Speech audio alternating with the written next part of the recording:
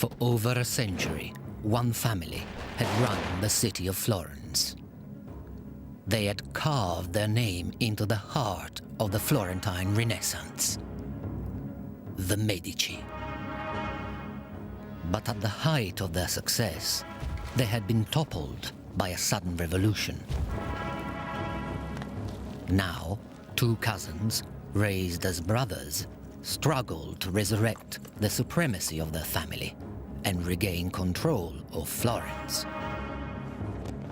Giovanni and Giulio de' Medici would aim for the ultimate power: the papacy. They would press into their service the greatest artist of all time. Michelangelo Buonarroti would redefine all fields of artistic achievement. But he would watch in fear as the Medici split the church in two and drove Florence, Rome, and Europe to the brink of collapse.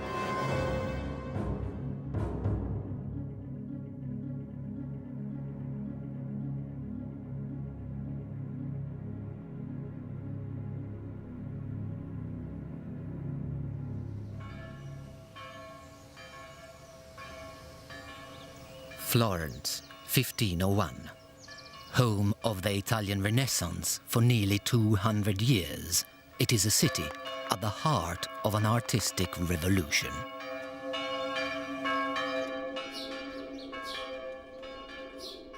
And now, in a workshop behind the cathedral, an extraordinary work of art was beginning to take form.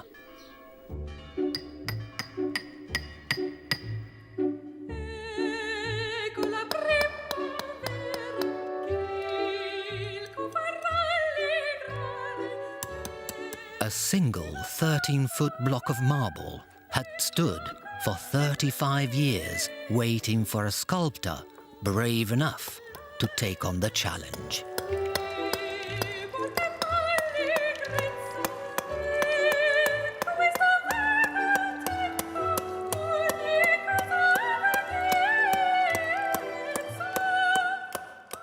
That sculptor's name was Michelangelo Buonarroti.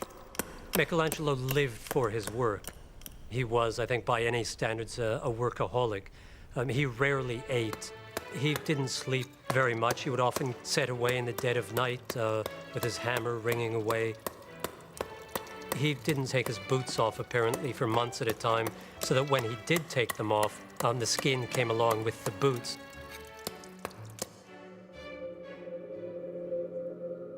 The colossal project would take nearly 3 years to complete. To guide his progress, Michelangelo submerged a small wax model in water. Day by day, he let the level drop. And what Michelangelo saw emerging from the water, he chiseled carefully from his marble block.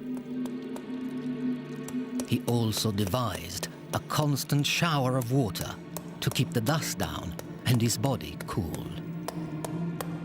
The giant Michelangelo was creating would come to symbolize his struggles against the family he had once adored.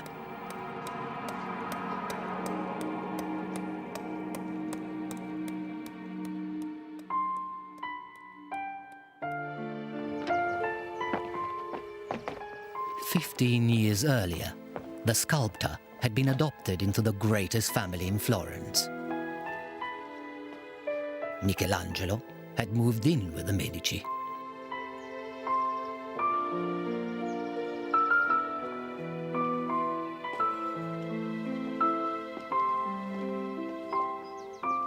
The young artist was exposed to a world of artistic achievement.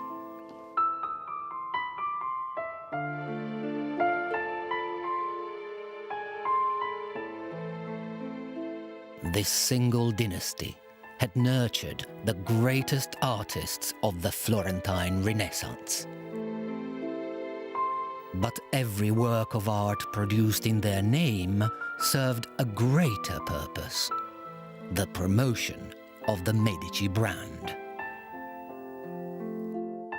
Their patronage declared the power of a family that controlled all of Florence.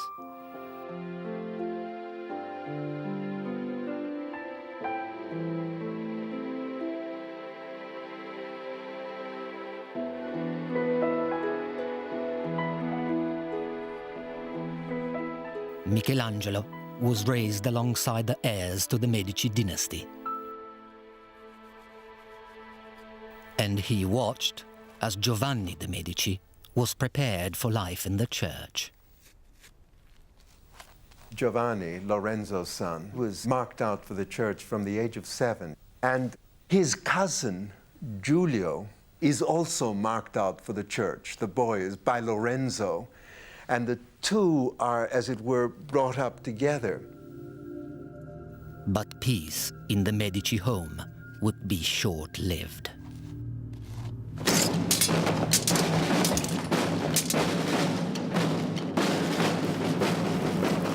A bloody civil war exploded in the streets of Florence, sparked by resentment of Medici wealth and power. Michelangelo remained in Florence while all traces of Medici insignia were wiped from the streets.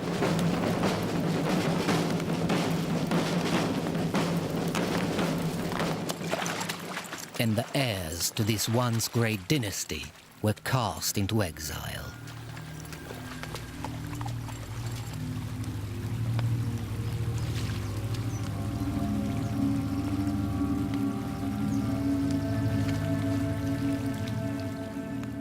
Giulio de' Medici had been ordained a priest and a prior.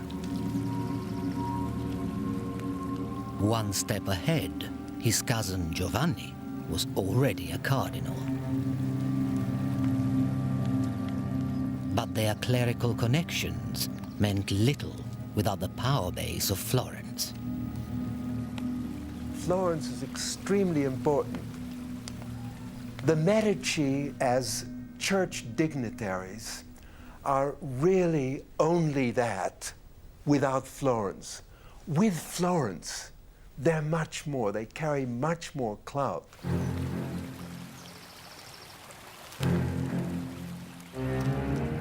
But the city of Florence had placed a price on both their heads.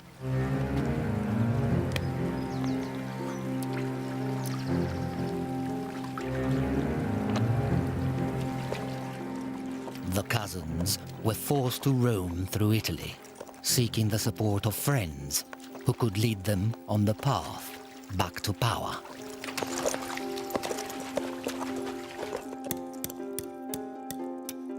In Florence, Michelangelo had shrugged off his association with the exiled Medici, and now his masterpiece was nearing completion. The city would soon have a formidable symbol of independence.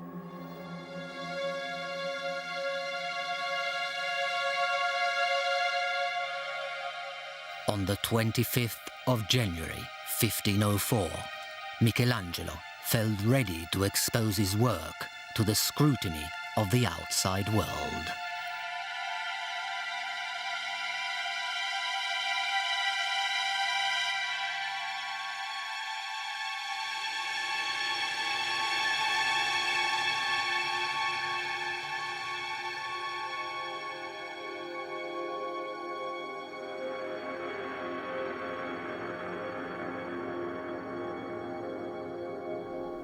The David started out as a commission for the cathedral in Florence to be put far up on the top of the building. That's why it's so big, because it had to be visible from the ground. Well, when he finished it, the authorities came to look at it, and everyone agreed that this was such a monumental step forward that it would be a shame to put it up there on top of the cathedral because nobody would ever see it. And what they decided was that it ought to be put outside the town hall. But context determines meaning. On a religious building, it would have been primarily understood as David the prophet, the God-given hero. In front of a public governmental building, it became, almost automatically, a symbol of the city itself. What Michelangelo had created became the ultimate symbol of resistance to the overbearing Medici. The Republic wants that image. It wants Florence to be David, but it wants the Medici to be seen as Goliath. So what Michelangelo creates is this amazing piece of Republican art. It's to show Florence after the Medici, slaying the Medici. That's what David's all about. Even Michelangelo himself believed that Medici ambition threatened the future of the city of Florence. It was a source of great sadness to him that the people he had known as a young man, the family around Lorenzo who had been so good to him and who he really knew very intimately from living in their household, later turned out to be contrary to the best interests of Florence as he saw it and as a great many other people saw it. After 9 years in exile, Giovanni and Giulio de' Medici arrived in Rome.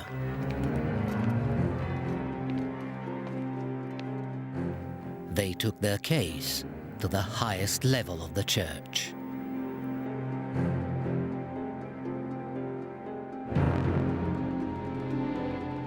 Pope Julius II was also from a powerful family. Fortunately, he was sympathetic to the plight of the Medici. Now, he helped them assemble an army of their own, which headed back for Florence.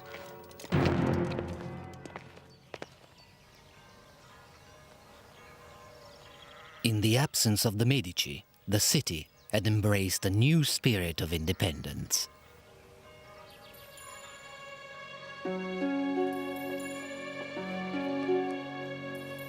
Against the wishes of the church, the artists of Florence were venturing into dangerous new ground. They had begun to procure corpses from the city's hospitals for private research. A pioneer of this controversial method was the city's most talked about personality, Leonardo da Vinci. The great master carefully studied the complexity of the human body. No detail was overlooked.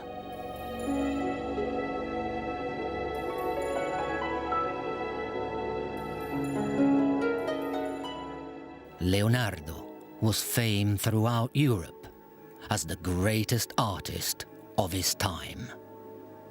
But he knew there was another contender for his title, Michelangelo.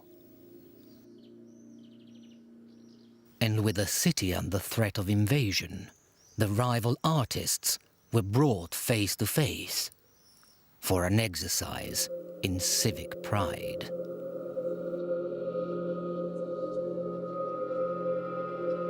Leonardo and Michelangelo were each given a wall of the Great Council chamber to decorate with frescoes of famous Florentine battles. It was a contest between two utterly contrasting characters. Leonardo is the urbane, sophisticated, slightly dandyish figure, turns his hand to a bit of everything. Michelangelo, on the other hand, is this untutored genius, very difficult, very fragile, very bad-tempered. And the clash is very, very interesting, two very, very different styles. Leonardo conceived of the Battle of Anghiari as a visceral and heroic action scene. No one had attempted such frenzied violence before.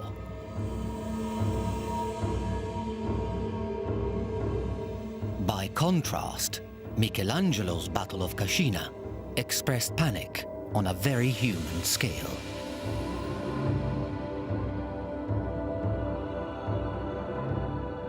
The artist had caught the mood of an apprehensive city.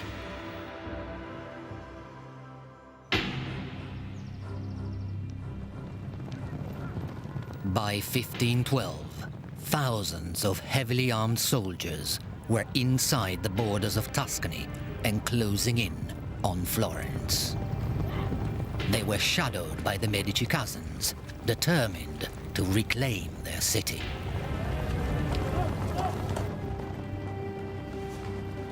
The people of Florence prepared for the onslaught to come.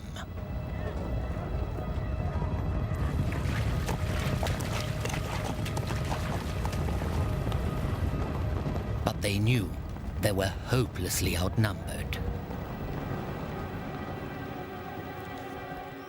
The leaders of the city called on their chief advisor, a political genius who had guided the Republic since the expulsion of the Medici. His name was Niccolò Machiavelli. Machiavelli was a single-minded patriot determined to defend the city from Medici dictatorship. Now he set to work. Mobilizing thousands of men from towns and villages all across Tuscany, Machiavelli assembled and equipped a national army.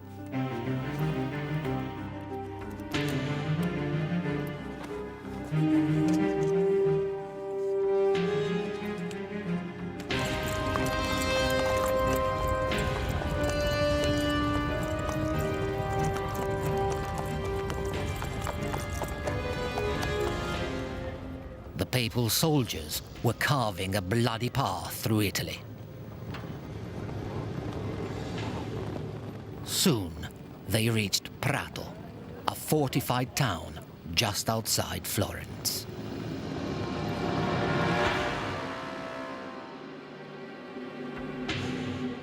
Witnesses recorded the devastation perpetrated in the name of the Medici. They broke through the wall and began to race through the town, where there was no longer any resistance, but only cries, violence, blood, and killing. Machiavelli's soldiers stood no chance. The sack of Prato was a bloodbath.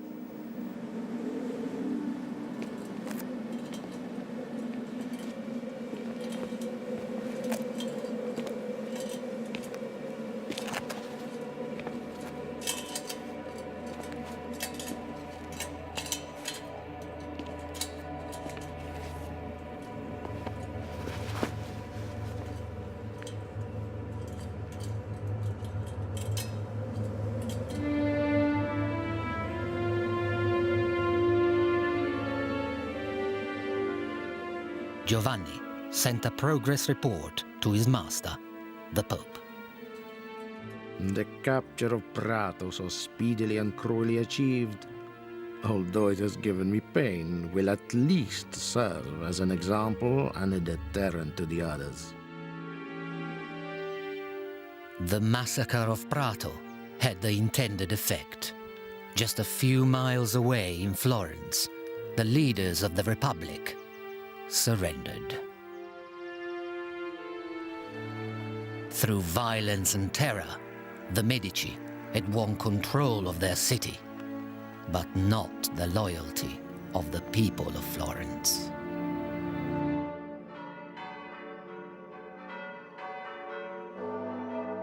Before long, Giovanni received dramatic news. His mentor and master, Pope Julius II, was dead.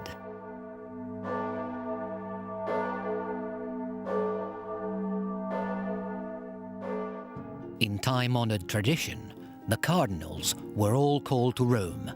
It was their job to elect a new pope. Cardinals would meet in the latrines to plot about who was going to be elected. And I think there is a lot of that on one hand, favors to be exchanged under the table, plotting, networking, but there is also a higher level, a more international level. The Medici were definitely more welcomed as potentially new popes because of their already established international profile. After a whole week of deliberation, the cardinals were still undecided, but the reduction of the daily meal to a single unappetizing dish finally focused their thoughts. And the most senior cardinal, Giovanni, would cast a deciding vote. And it was his privilege to announce the winner. From now on, Cardinal Giovanni de' Medici would be known as Papa Leone X, Pope Leo X.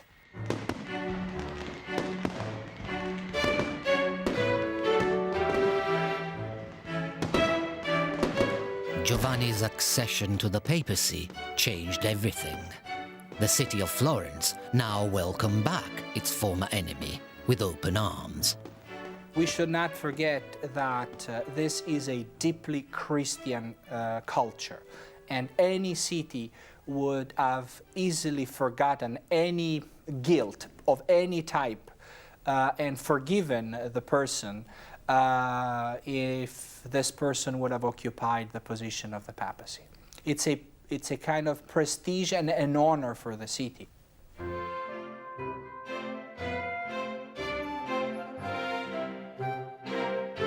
For the first time in history, the leader of the Catholic Church had been born in Florence. The Pope soon capitalized on his new status to strengthen the position of the Medici family. When the Cardinal Giovanni de' Medici becomes Pope, within a month, his cousin Giulio is made Archbishop of Florence, and in the autumn, he also becomes a cardinal. So now you've got a Medici Pope and you've got a Medici Cardinal. This is one of your examples of nepotism, which all the Renaissance popes practiced. As part of the celebrations, Leo had a young boy painted gold from head to toe. It was pure propaganda, implying the return of a golden age under the Medici. The boy died shortly afterwards, poisoned by the gold paint on his skin. His death went unnoticed, and the papal celebration went on for days. The Pope occupies God's position on earth. This is why popes are infallible. This is why popes are above any earthly ruler. This is why popes are supposed to approve and therefore legitimize any political authority. It's a very, very important spiritual position which is above any earthly power.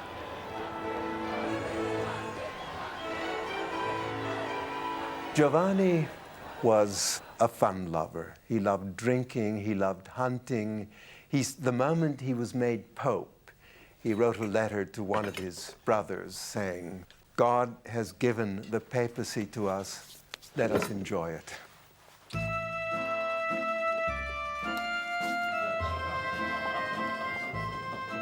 Pope Leo X hosted elaborate dinners night after night. One ambassador sent a breathless letter home. The meal was exquisite. There was an endless succession of dishes, for we had 65 courses.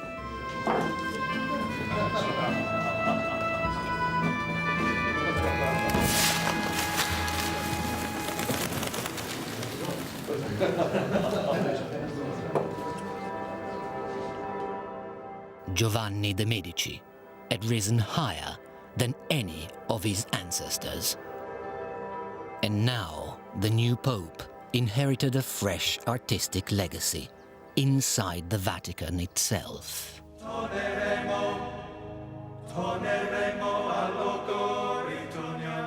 For 4 years, Michelangelo had toiled on a major commission in Rome.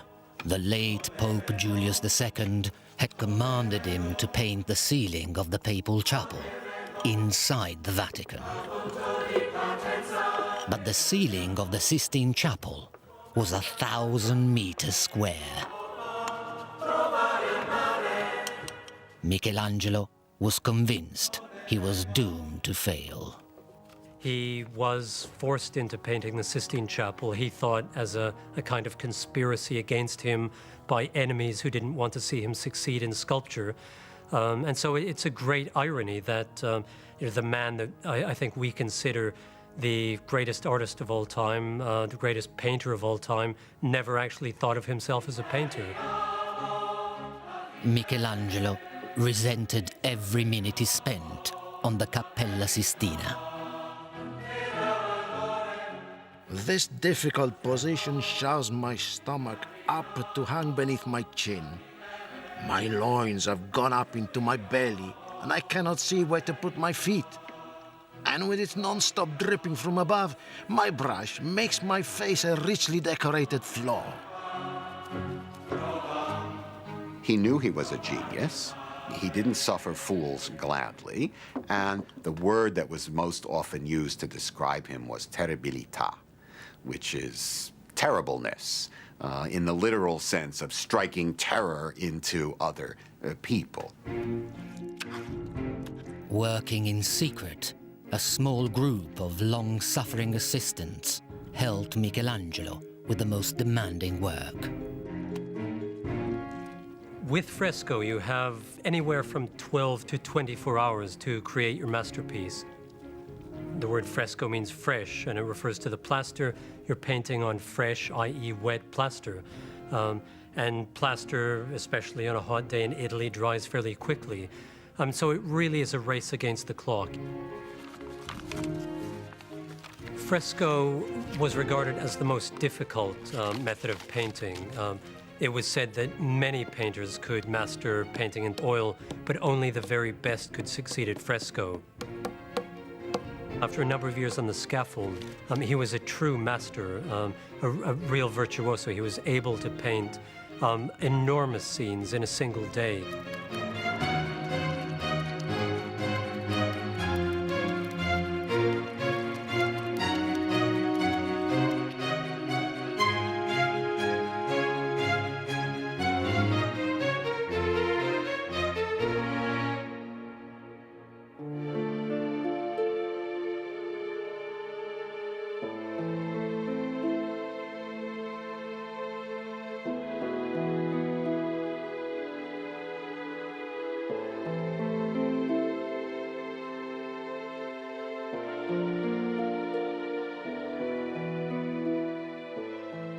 Michelangelo covered the ceiling with around 300 figures and stories from the Bible, among them the flood, the origin of the stars, and the creation of Adam.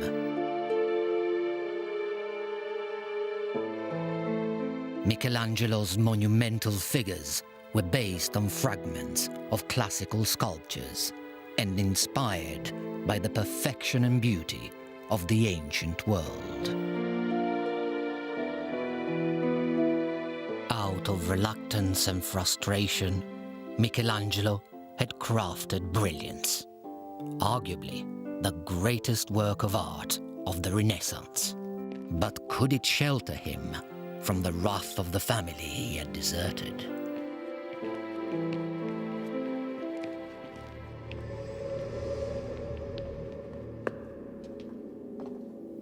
Michelangelo was always very fearful for his political life. He would take to his heels at the faintest whiff of gunpowder.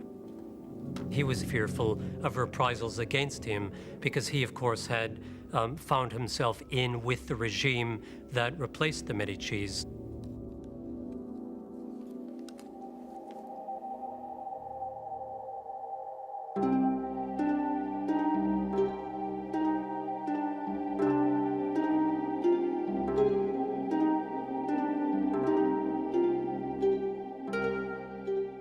But the Medici saw power in Michelangelo's work, and they were not in the business of squandering talent. Now, they made him an offer he dared not refuse.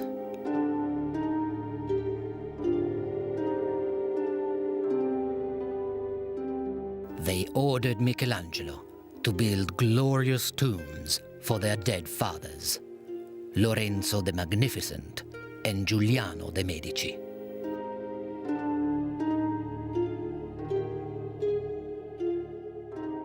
It was the most ambitious work in marble Michelangelo had undertaken since the David. But this time, it was a sculpture honoring the Medici. I think it would have been very difficult for him to refuse a commission like the Medici tombs. Number one, he loved the family and he would have liked to help memorialize them in general. Number two, these were friends of his, that is, the patrons were friends of his. And number three, the man is the Pope. And it's not so easy to say no to the Pope.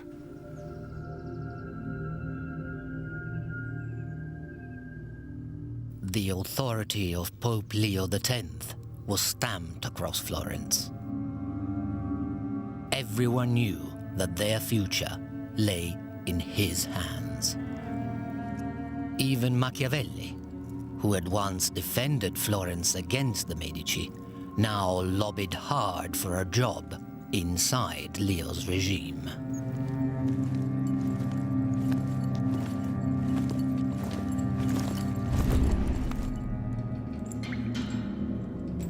Unfortunately for Machiavelli, he was promptly thrown into prison as an anti-government conspirator and tortured in the worst way that the Florentine tortures could inflict upon him. Machiavelli was exiled from the city in disgrace. Trapped in his country villa, he pondered on the life he had lost. Caught in this sway among the lice, I wipe the mold from my brain and release my feeling of being ill-treated by fate. With time on his hands, Machiavelli began writing a handbook for aspiring dictators. Since love and fear can hardly exist together, if we must choose between them, it is far safer to be feared than loved. Machiavelli called his book The Prince. In it, he described a world in which politics was devoid of morality. Machiavelli's political theory is the first time a thinker separates ethics from politics. And this is something that had never happened before. According to Machiavelli, the prince should be a cynical ruler acting in terms of reason of state. He's the first one to acknowledge the non-ideal nature of politics, which was exactly the case in his own time. Il Principe was inspired by and dedicated to the Medici. But Machiavelli's plan backfired. The Medici refused to employ him. Instead, Machiavelli's name became a byword for ruthless and cynical politics. And nowhere was the struggle for power more cutthroat than inside the Vatican. In 1516, a group of cardinals conspired to commit the ultimate crime: the assassination of the Pope.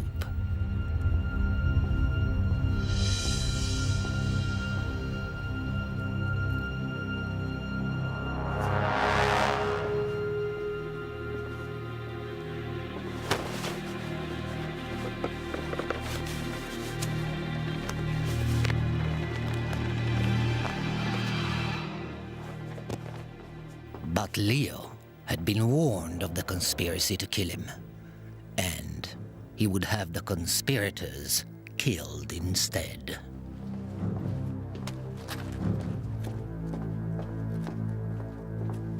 Now, the Medici cousins took steps to secure the loyalty of those around them. It's putting people in positions of power and authority who are related to the family. So brothers as well as cousins, sons, through marriage. It's a complete infiltration. It's a classic mafia move. It's to take over every single sphere from top to bottom of how the papacy was run. Now, the Medici are good at this. They have a track record of doing it, and this is precisely what they do with the papacy. Leo created hundreds of new jobs in the Vatican and sold them to those he could trust. And he needed the money. Because within just 1 year of his extravagant lifestyle, he had emptied the papal coffers. Soon, Leo X owed money to every bank in Rome. Behind the scenes, Giulio was pawning the papal jewels. So Leo turned to the source of income only available to the Pope himself, the sale of forgiveness. He started selling what are called papal indulgences. And these are basically pieces of paper which give you remission from sins. So if you've been naughty in some respect, the Pope would sell you an indulgence which would remit your sins, it would cleanse your sins.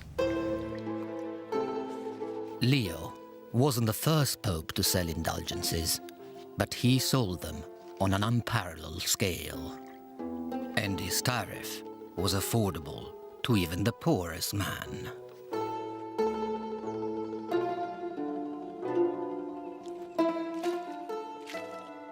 Across Europe, Leo found a ready market, because an indulgence could mean freedom from an eternity in hell.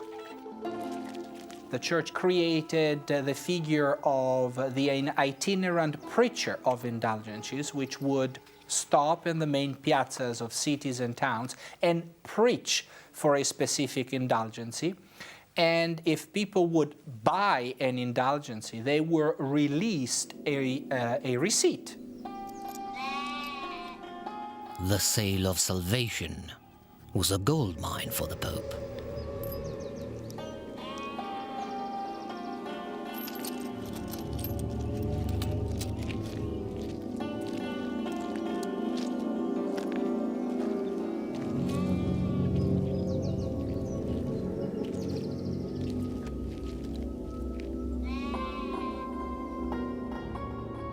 An indulgence could even be bought on behalf of the dead, so that their soul might be sped on its journey to heaven. Profits from the sale of absolution were lifting Pope Leo out of debt.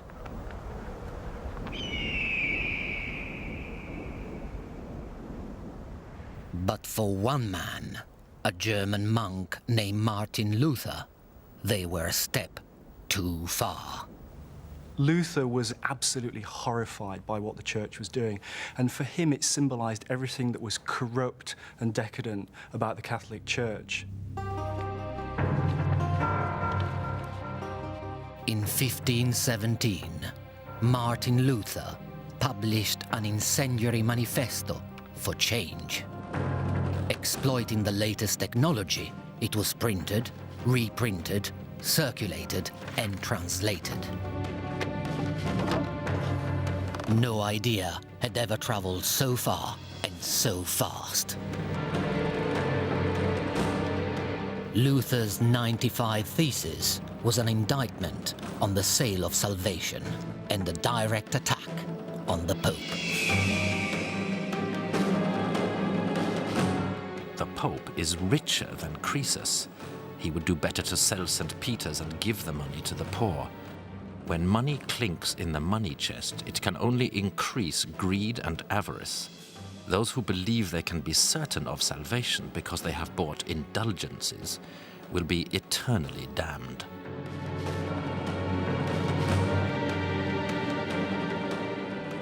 No one had ever dared use such outspoken language against the might of the Catholic Church. It was the start of a revolution. Luther was trying to reform the church, not destroy it. But in the process, things snowballed and went completely out of control. Before long, Luther's manifesto made its way back to Leo. But the complaints of a petulant monk mattered little to Pope Leo X. If you were to be Roman Pope, umbilicus mundi, the navel of the world, the most powerful earthly organization with money flowing through your treasury like water through fountains, an Augustinian monk in Wittenberg is nothing. And after all, Germany was the land of the barbarians, I barbari, the land of the Gothic style, as opposed to the Renaissance. So why caring about those primitives? Leo drew up a standard document designed to silence heretics.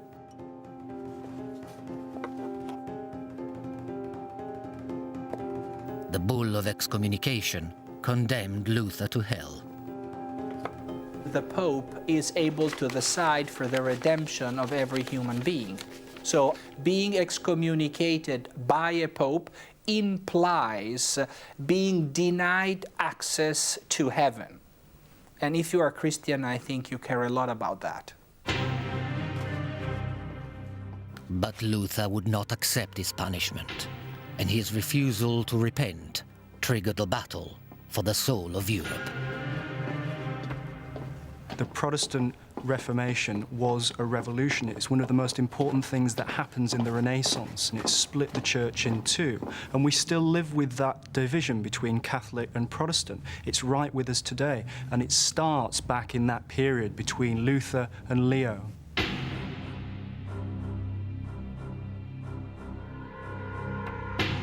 But the Pope would not live to fight his battle with Luther. In 1521, Leo X suddenly died. The high-rolling Medici pontiff had been killed by a simple winter chill. His cousin Giulio was left to deal with the mounting problem. And within 2 years, Giulio de' Medici was crowned Pope Clement VII. The new pope inherited a continent in crisis. The fallout from Luther's Reformation now brought furious armies to the gates of Rome itself. Rome was the city of pilgrims, was the city where St. Peter was buried, was the seat of the Pope. No one would have ever imagined in Western Christianity that anyone would have dared to consider pillaging and destroying Rome. It was simply città sacra, a sacred city, and you don't sack a sacred city. But to the men surrounding Rome, there was nothing that remained sacred about the Catholic Church. Many were followers of Luther, now fueled by deep religious hatred. Most of the soldiers were of German origin and nationality, therefore Lutherans. So they considered Rome as the new Babylon, the new city of sin, which is the seat of the Antichrist.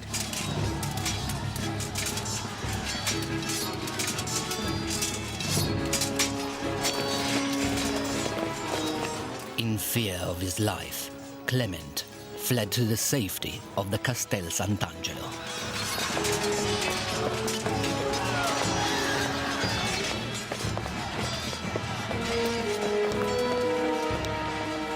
And his fears were justified.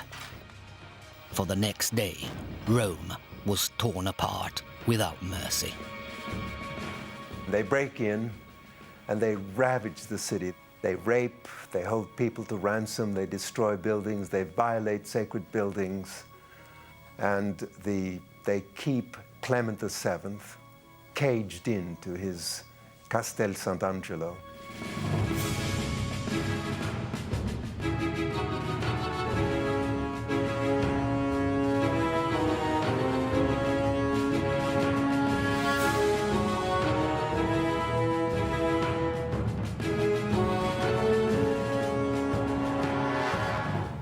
about 8,000 people died on the first day. This was just massacre on an absolutely grand scale. Everything was destroyed. Doors were ripped off their hinges, shops were looted, women were raped, people were casually mutilated and tortured. It was absolutely horrific. The sack of Rome is probably one of the blackest moments that takes place in the Renaissance.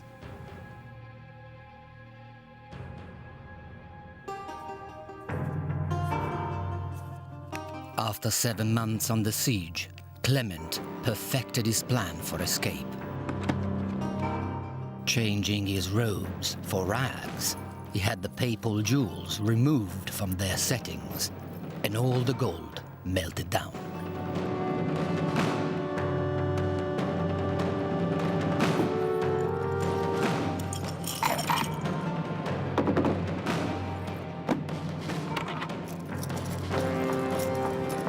With his treasures sewn into his clothes, Clement bribed his way out of Rome and headed for the safety of Florence.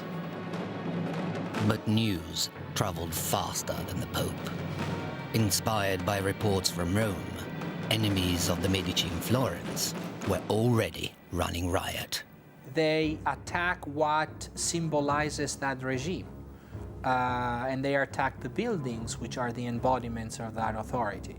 So for the Medici supporters in Florence, that week was a week of total blind fury. The rioters struck without discrimination.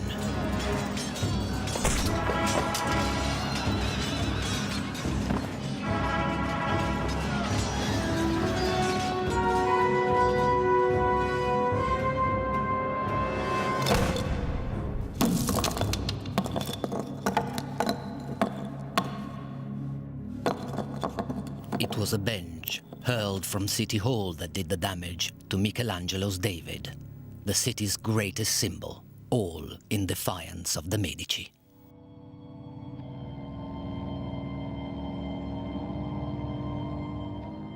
In the wake of the chaos, Pope Clement VII stood poised to attack Florence.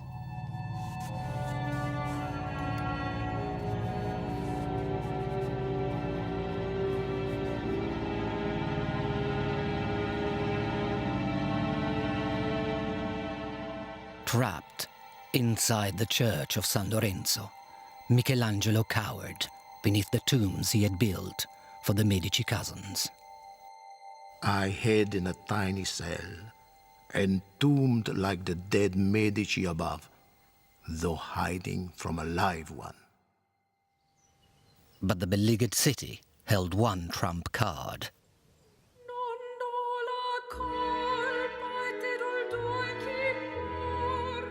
Captive inside Florence was the last legitimate heir to the Medici line. Clement VII's niece was 11 years old. Her name was Catherine de' Medici.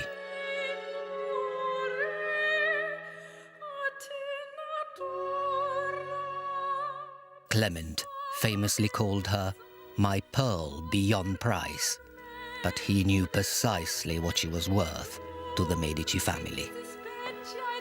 Unfortunately for him, so did the people of Florence.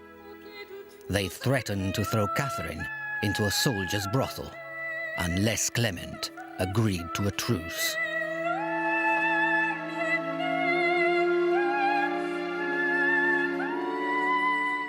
And Clement called off his troops, for he had plans for Catherine de' Medici.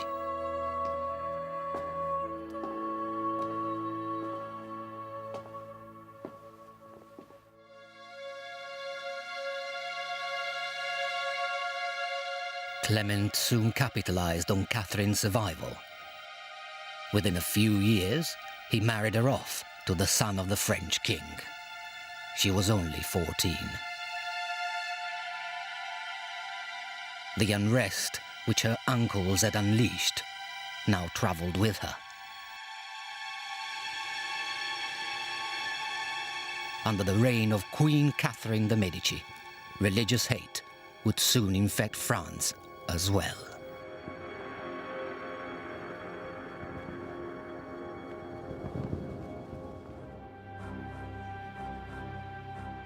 Back in Rome, Clement VII was now living on borrowed time. Desperate to make one last grand gesture, he summoned the man he'd grown up with, Michelangelo. A massive fresco inside the Vatican would mark the completion of Michelangelo's work for the Medici popes. But it would also reflect his mood towards his patrons. Over the altar of the Sistine Chapel, Michelangelo chose to portray the Last Judgment.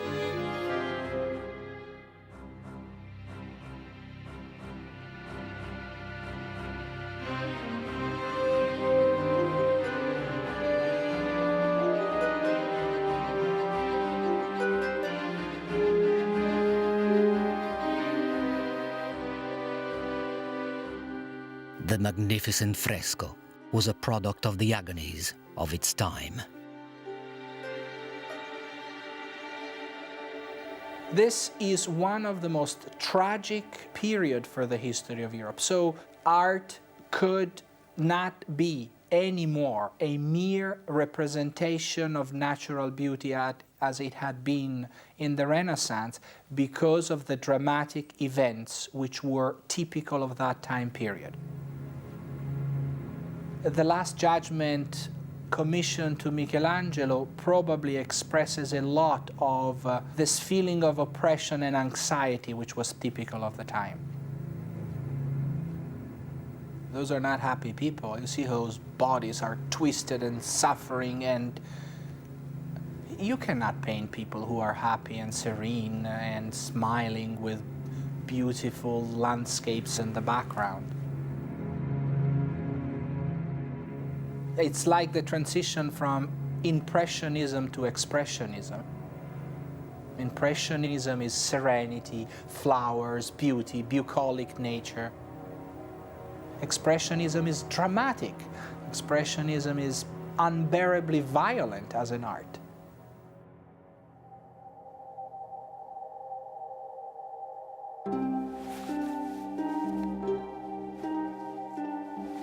But Clement VII would not live to see the great work finished. In 1534, exhausted by the turmoil of his reign, Giulio de' Medici died. It was the end of an era.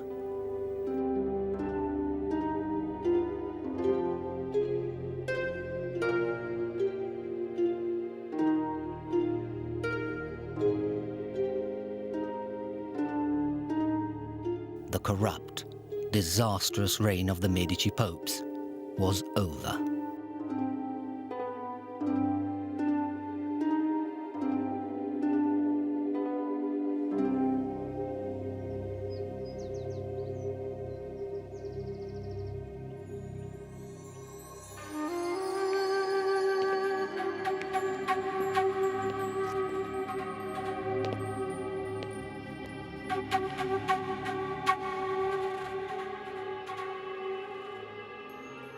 But a single act of redemption would herald a magnificent new era for the Medici dynasty.